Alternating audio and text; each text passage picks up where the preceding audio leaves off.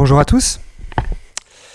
Je m'appelle Brice Fabre, je suis économiste à l'Institut des politiques publiques et je vais vous présenter donc un travail que nous avons réalisé.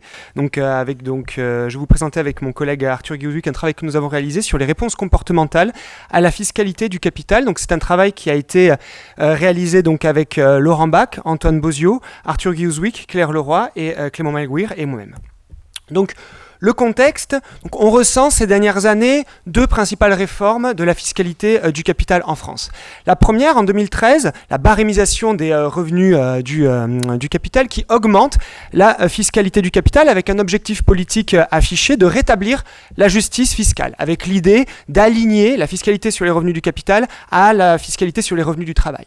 Puis une deuxième réforme, donc en 2018, avec l'instauration du prélèvement forfaitaire unique qui baisse la fiscalité sur les revenus du capital avec un objectif politique affiché différent, donc de soutenir l'investissement privé, donc avec cette idée que en baissant le coût du capital, donc cela peut relancer l'investissement et avoir des effets macroéconomiques donc sur l'emploi et la croissance. Donc l'idée de ce travail que nous avons réalisé est d'utiliser ces deux réformes pour évaluer des réponses comportementales donc à ces modifications de la fiscalité à partir de données administratives dans lesquelles nous suivons les ménages et les entreprises au cours du temps. Et donc nous pouvons observer les réactions comportementales de ces ménages et de ces entreprises suite au changement de fiscalité. Donc l'objectif est double. Le premier, mesurer des impacts sur les comportements économiques réels. Et le deuxième, utiliser ces comportements dans des estimations d'impact sur les finances publiques des deux réformes analysées.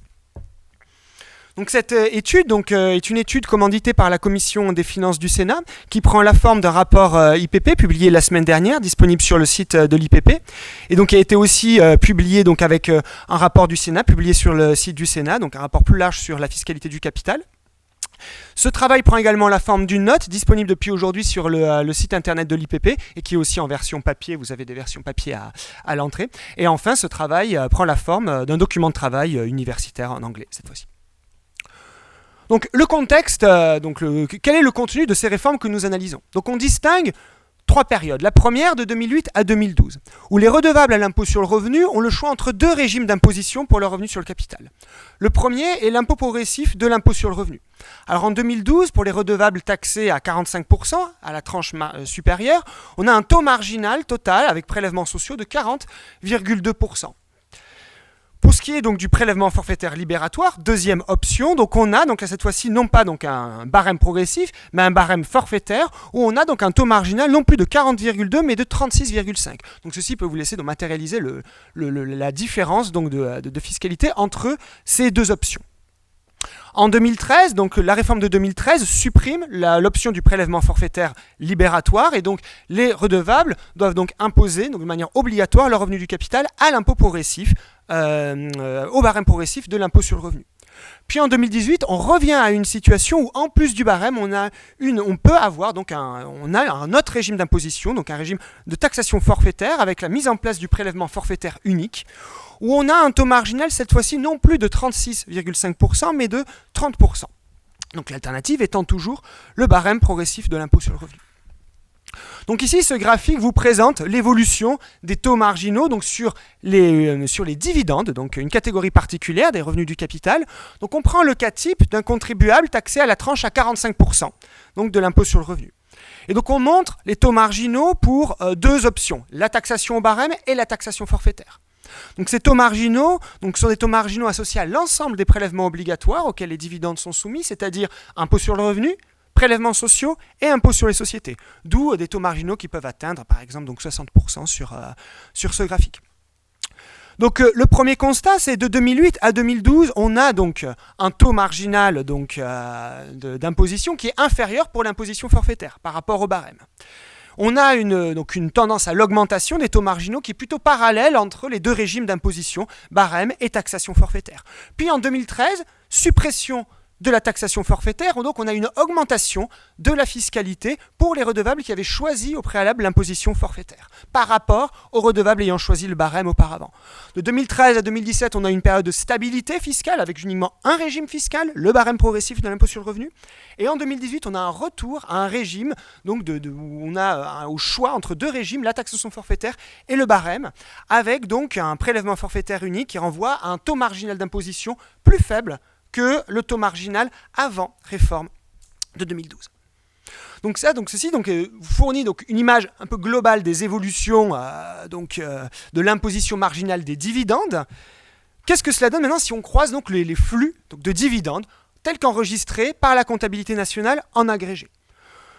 Donc là, ce que l'on constate, c'est en 2013, année d'augmentation de la fiscalité sur les dividendes, on constate une baisse de la masse des dividendes de l'ordre de 13 milliards d'euros, ce qui est assez conséquent. Puis en 2018, année de l'instauration du prélèvement forfaitaire unique, donc baisse de la taxation sur les dividendes, une hausse des flux de dividendes reçus par les ménages. Donc, alors bien sûr, tout ceci sont des corrélations. On aurait tendance donc à faire un lien une corrélation négative entre fiscalité des revenus du capital et flux de dividendes versés. Et donc l'idée de ce travail est d'arriver donc à aller plus loin que ça, à estimer un effet causal entre ces réformes et les flux de dividendes. Et donc mon collègue Arthur Guizou va maintenant vous présenter la méthodologie que nous employons et les résultats que cette méthodologie donne.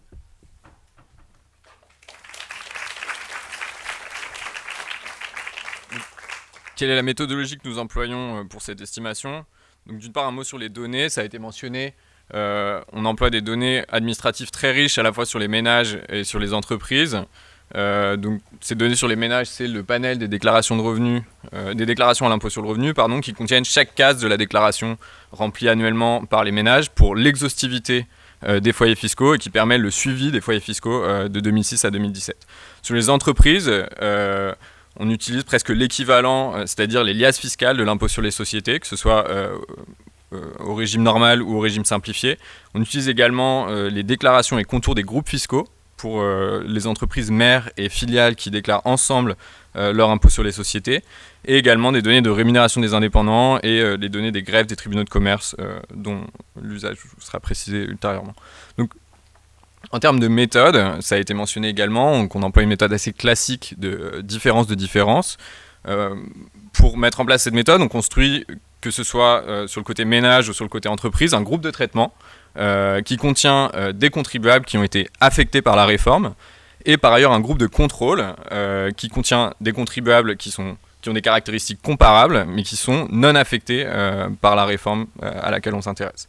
Donc on estime l'impact causal de la réforme par comparaison de l'évolution de ces deux groupes, traités et contrôle, avant et après la réforme. Donc cette double différence qui nous donne l'impact causal. Donc dans le cas des ménages, on compare très directement ceux qui sont affectés par la réforme parce qu'ils avaient opté pour le PFL en 2012, et cette option est supprimée en 2013, donc ils sont affectés, à ceux qui avaient opté pour le barème pour la taxation de leurs dividendes en 2012, et qui sont non affectés par la réforme. Du côté des entreprises, j'y reviendrai, on a une stratégie un petit peu plus indirecte qui compare les entreprises qui sont possédées intégralement par des personnes physiques et qui sont donc potentiellement affectées à celles dont l'actionnariat est dispersé entre personnes morales et personnes physiques. Donc, à partir de cette méthodologie et de ces données, on peut évaluer les impacts, les effets comportementaux liés à la réforme de 2013. Cette réforme de 2013, elle est particulièrement intéressante dans l'analyse, d'une part parce qu'on a suffisamment de recul et suffisamment de données pour en évaluer les effets de manière complète, et parce qu'elle est presque symétrique à celle qui a été décidée en 2018. C'est-à-dire que la réforme de 2013 supprime une flat tax sur les dividendes, là où la réforme de 2018 en réinstaure une. Donc, quels sont les impacts sur les ménages? Ici, vous voyez dans ce graphique l'évolution donc en trait bleu foncé des dividendes reçus par le groupe de traitement, c'est-à-dire les ménages qui avaient opté en 2012 pour le PFL, qui supprimait en 2013, et en trait bleu clair, l'évolution des dividendes reçus par le groupe de contrôle. Donc les ménages qui avaient opté pour le barème en 2012. Donc vous voyez que cette évolution est tout à fait similaire entre 2008 et 2012, et on observe une rupture de série très importante en 2013 avec l'instauration de la réforme, et donc une chute des dividendes assez importante. Ici on vous montre donc l'estimation qu'on fait par différence de différence, qui confirme la grande stabilité avant la réforme, et la baisse très importante en 2013, qui correspond à 40% donc pour le groupe de traitement de leur niveau pré-réforme de dividendes reçus. Ce qui est intéressant quand on s'intéresse à cela, c'est qu'on peut regarder exactement le même effet sur les autres revenus du capital.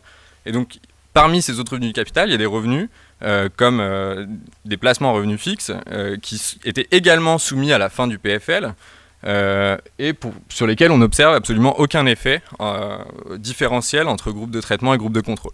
C'est une information importante parce que ça nous montre que ce qui s'est passé, c'est pas que les ménages qui optaient pour le PFL en 2012 ont abandonné complètement les titres qui leur versaient des revenus parce que leur fiscalité avait augmenté. Ça suggère plutôt que les dividendes sont un revenu d'une nature un petit peu différente des placements en revenus fixes par exemple, puisqu'ils sont décidés au niveau des entreprises. Et donc ça nous motive à aller regarder au niveau des entreprises et des dividendes versés quels ont été les effets de la réforme et ce qu'on peut conclure un petit peu sur les effets totaux et des effets économiques un petit peu plus profonds de cette réforme.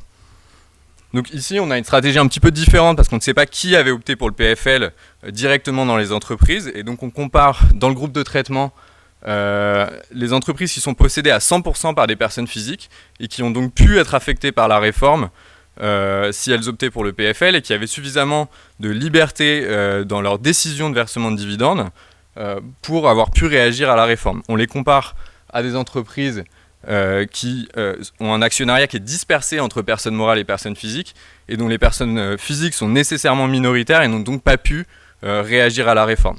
Vous voyez que donc on rapporte pour les rendre comparables et les mettre à l'échelle les dividendes aux capitaux propres des entreprises, sinon elles sont de taille trop différentes. Donc vous voyez que l'évolution avant 2012, enfin jusqu'en 2012 est tout à fait comparable entre groupe de traitement et groupe de contrôle, et qu'on a une rupture également très marquée, avec une baisse très forte du groupe de traitement relativement au groupe de contrôle en 2013. C'est confirmé par notre estimation en différence de différence. Vous voyez une stabilité, une tendance commune avant, jusqu'en 2012, et une baisse très marquée d'environ 1,5 centime par euro de capitaux propres de dividendes versés en moins. Et c'est une baisse qui est stable, c'est-à-dire qu'ensuite, vous voyez que l'estimateur reste autour de moins 1,5 jusqu'en 2016. Ça correspond à une baisse d'environ 20% par rapport au niveau pré-réforme des dividendes versés par les entreprises traitées. Maintenant qu'on sait que les entreprises ont réagi, une grande question qu'on peut se poser, et qui était une des grandes critiques adressées à cette politique de 2013, c'est de savoir l'effet sur l'investissement que ça a pu avoir. Une des grandes peurs, c'était que ça freine l'investissement en augmentant le coût du capital. Or, ce qu'on observe de notre côté, c'est qu'il n'y a pas eu d'effet perceptible sur l'investissement des firmes traitées relativement aux firmes contrôle. C'est ce que vous voyez avec cette estimation où le coefficient estimé n'est jamais différent de 0 après la réforme. Est-ce que c'est complètement une surprise ? Non, puisque c'est un résultat qui est en cohérence avec des études étrangères. On a un résultat tout à fait similaire pour les baisses de fiscalité des dividendes aux États-Unis et même chose pour la Suède. En revanche, ça a des conséquences importantes à la fois sur la compréhension que l'on a de ce qui détermine l'investissement des entreprises, c'est-à-dire que ça nous indique que l'investissement marginal est plutôt déterminé par la capacité d'autofinancement des entreprises que par le coût du capital. Or, c'est le coût du capital qui est affecté par cette variation de la fiscalité des dividendes. Et ça nous indique également, en termes de portée de ces politiques, qu'il n'y a pas d'effet économique majeur à attendre sur la croissance, ni rétrospectivement sur la réforme de 2013, ni par conséquent sur la réforme de 2018. Donc, sachant qu'il n'y a pas eu d'effet sur l'investissement, on peut se demander quels ont été les effets sur les entreprises de ces dividendes non versés et où sont allés les dividendes non versés.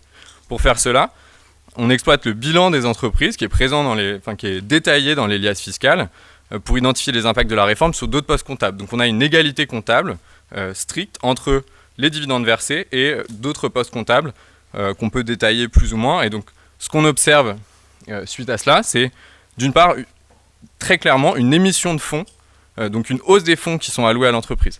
Ça ne résout pas complètement notre problème dans la mesure où, ça ne répond pas complètement à la question dans la mesure où c'est un effet qui renforce l'effet de la baisse des dividendes. C'est-à-dire que les entreprises versent moins de dividendes, donc elles ont plus de ressources, d'une part, et en plus, les propriétaires de l'entreprise versent des fonds, renforcent les fonds de l'entreprise. Et donc, quelle contrepartie on observe à l'actif ou dans la façon dont les entreprises emploient leurs ressources? Ce qu'on trouve principalement, c'est une baisse du résultat net. On ne peut pas répondre de manière très péremptoire sur ce qui cause cette baisse du résultat net. Ça peut être des investissements intangibles ou d'autres consommations intermédiaires ou des dépenses personnelles de la part des dirigeants. L'autre chose qu'on observe, c'est une hausse des actifs financiers qui sont détenus par l'entreprise. Enfin, dernier point sur lequel on peut apporter quelques réponses, c'est sur les effets de déplacement de revenus ou income shifting qui ont été très présents dans le débat public au moment de l'instauration du PFU. Et donc, rétrospectivement, on peut dire qu'on n'observe pas de substitution des dividendes vers les salaires donc l'idée étant que les actionnaires majoritaires d'une entreprise qui sont également dirigeants de cette entreprise pourraient choisir le mode de rémunération le plus avantageux entre dividendes et salaires en fonction des variations de la fiscalité. Et donc, on n'observe pas d'augmentation des salaires ni pour les ménages affectés, ni pour les entreprises traitées, donc des salaires versés à leurs dirigeants. Cela étant, on est dans un contexte assez différent des exemples qu'on a, donc des pays scandinaves où l'income shifting a été observé, puisque la taxation des salaires est toujours restée supérieure en France sur cette période, et donc les effets de la réforme de 2018 pourraient s'avérer assez différents à ce titre. Donc, ensuite, on a des premiers résultats sur la réforme de 2018 et les projections qu'on peut faire sur les finances publiques que Brice Fabre va vous présenter.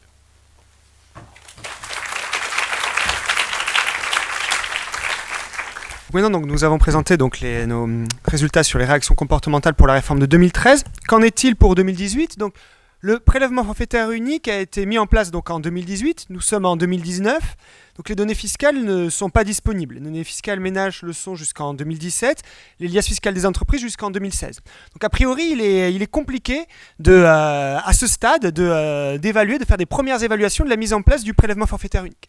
Donc néanmoins, pour le côté entreprise, donc les entreprises transfèrent, donc en plus donc, de transférer leurs informations à l'administration fiscale, transfèrent leurs comptes aux tribunaux de commerce, et donc les greffes des tribunaux de commerce, eux, donc rendent disponibles donc, les comptes des entreprises avec un calendrier donc plus serré. Donc on a des comptes qui sont déjà disponibles pour une grosse partie des entreprises pour 2017 et 2018. Donc ce que nous avons fait, c'est que nous avons téléchargé sur le site de l'INPI donc ces données comptables des entreprises pour ces 2 dernières années, ce qui nous permet de compléter nos séries et d'avoir une première estimation pour le volet entreprise de la mise en place du prélèvement forfaitaire unique.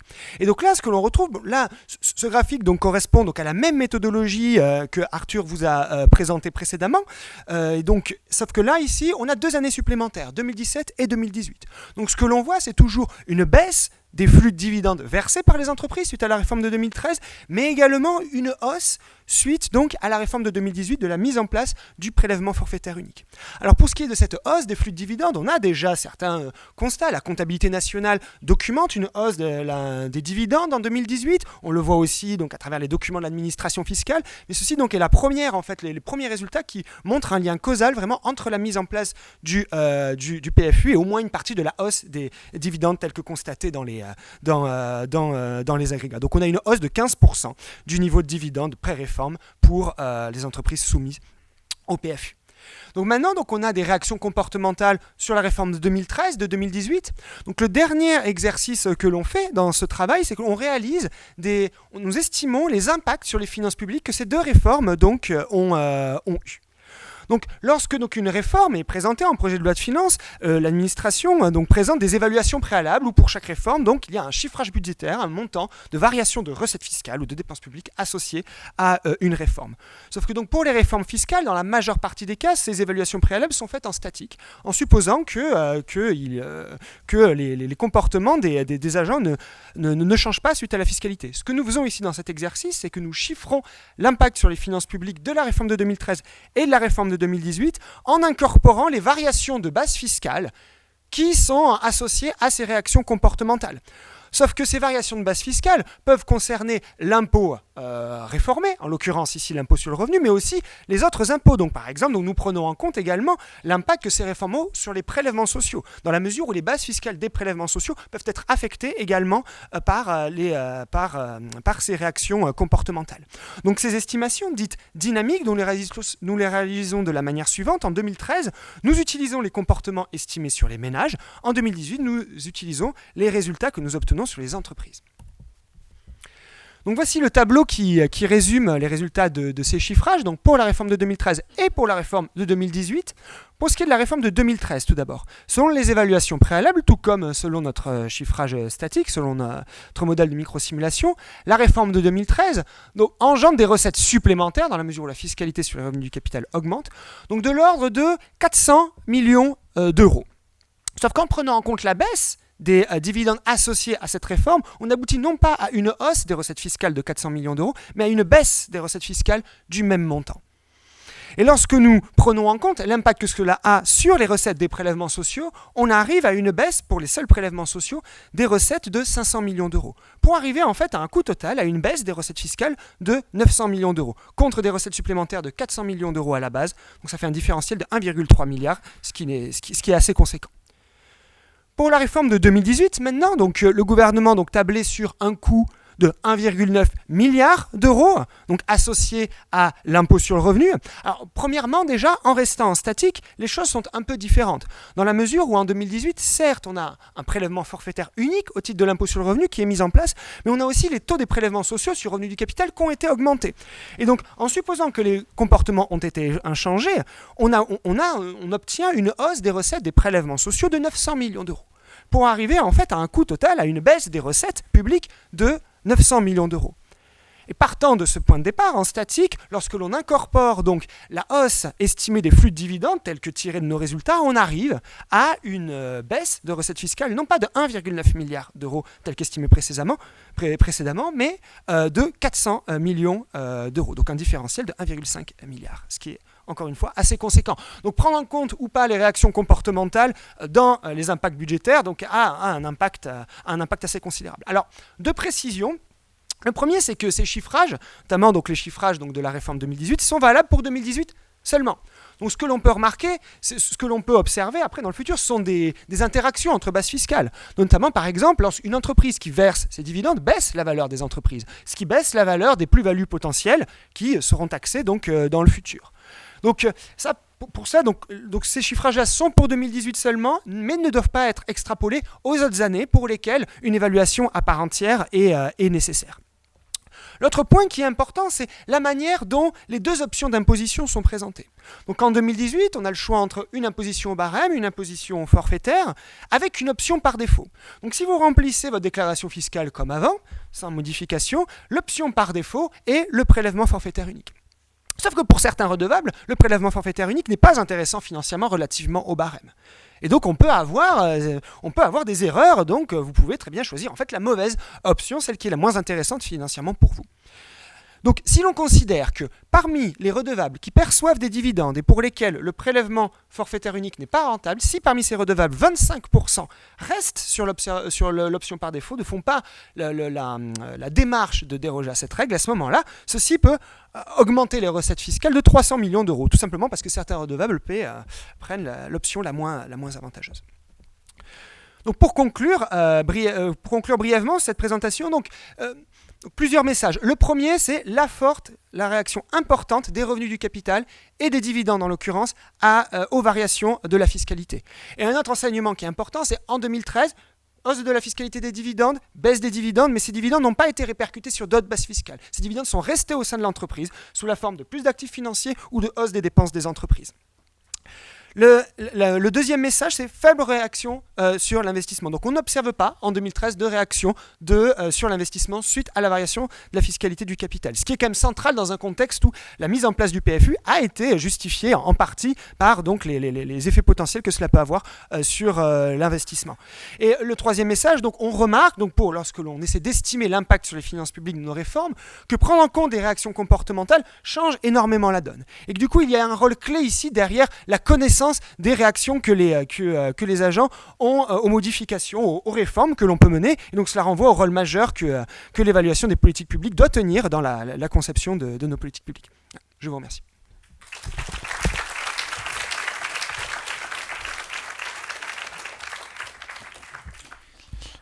Donc on a du temps pour des questions. Et pour vous laisser 3 secondes pour réfléchir aux questions que vous voulez poser, je vais refaire un passage de publicité pour le site donc budget.ipp.eu pour trouver l'ensemble des chiffres, des analyses téléchargeables et même celles que nous ne vous avons pas présentées si vous souhaitez aller regarder plus en détail certains aspects ou certaines mesures.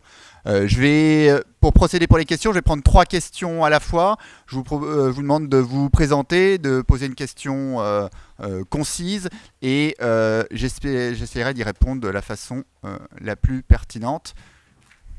Merci. Donc Étienne Lehmann, professeur d'économie à l'Université Paris 2 Panthéon-Assas.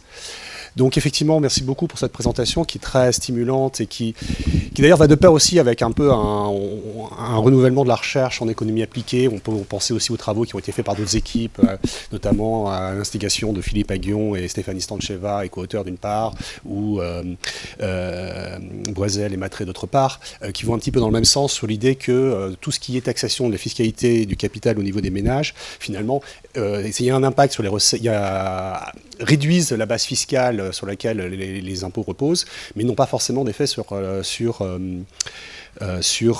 l'investissement. En tout cas, ce n'est pas les choses qu'on voit et c'est effectivement en ligne avec ce qu'on peut voir sur d'autres études dans d'autres pays. Ma question, c'est que finalement, quand on regarde le panorama des politiques, des réformes fiscales qui sont envisagées, il y a un grand absent qui est difficile à évaluer, qui est tout ce qui touche à l'imposition des entreprises. Pourquoi ? Parce qu'effectivement, en France, on a un IS qui est le même au niveau de la nation et donc il est difficile d'avoir ces stratégies de double différence pour évaluer ce qui va se passer. Or, pourtant, il y a des choses qui peuvent se passer dans l'IS, il y a des enjeux qui sont lourds, il y a des enjeux qui sont importants et le fait qu'on ait du mal à utiliser ces stratégies de double différence pour évaluer ce qui se passe ne veut pas dire que rien ne se passe. Et donc ma question c'est que finalement est-ce que cette idée de dire que peut-on faire par rapport, est-ce que c'est pas le grand absent? Qu'est-ce qu'on peut faire en termes de stratégie de recherche pour essayer d'éclairer les débats publics sur la nécessité d'IS, sur la nécessité d'évaluer aussi l'opportunité ou pas de baisser les taux d'IS vers 25%? Comment remédier un petit peu à cette absence d'incertitude et que peut-on en conclure à ce sujet? Ma question est très proche, donc j'hésite à la poser, mais tout de même. Marc de Basquiat, qui est économiste également.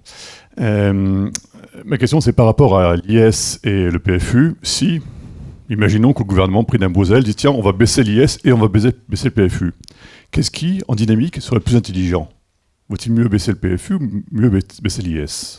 Bonjour, Vianney Bourcard, au Conseil des finances publiques. Alors en fait, je trouvais la présentation vraiment super intéressante sur le PFU, enfin surtout d'ailleurs.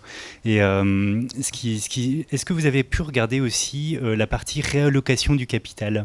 Parce que malgré tout, en fait, on voit que les résultats des entreprises qui conservent le capital baissent. Est-ce qu'il n'y a pas un sujet de réallocation du capital vers les entreprises justement les plus productives? Bon, j'ai plein d'autres questions, mais je vais m'arrêter là. Je commence par ces 3 premières questions. Étienne Lehmann, la question le grand absent de la taxation de l'impôt sur les sociétés. D'une certaine façon, mon point de vue, c'est qu'on a accès depuis très récemment à des données extraordinaires qui vont nous permettre de faire des travaux de recherche pour les 10 ans qui viennent. Je suis persuadé que nous allons apprendre beaucoup de choses dans les 10 ans qui viennent, y compris sur l'IS.